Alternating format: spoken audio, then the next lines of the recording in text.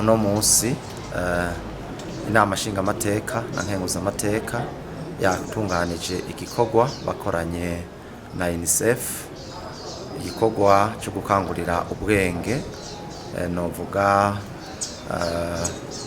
kwerekana uko bamwe baje bavuye hirya no hino kugira ubumenyi ku bijanye no kuraba uko amahera y'igihugu akoreshwa ndetse n'ukuntu uko amahera y'igihugu atunganijwe mu migambi itandukanye y'igihugu.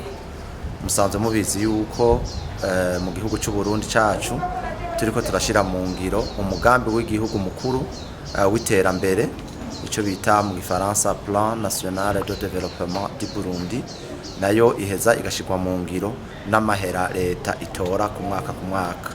Ayo mahera rero urwego nshingamateka na nkenguzamateka rutora ku mwaka niko ruheza rugashira mu ngiro uwo mugambi w'igihugu w'iterambere.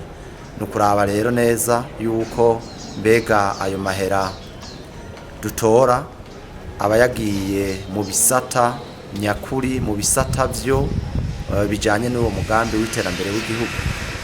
Turaheza kandi tukaraba neza yuko atagisata coba cagiyemo amahera make canke yuko atagisata coba cabuze amahera, kugira naco nyene duce tuvuga duti iki gisata kirakenewe nikijemwo, na cane cane mu bisata bijanye n'ugwaruka, na cane cane yuko ugwaruka arigo Burundi bw'ejo.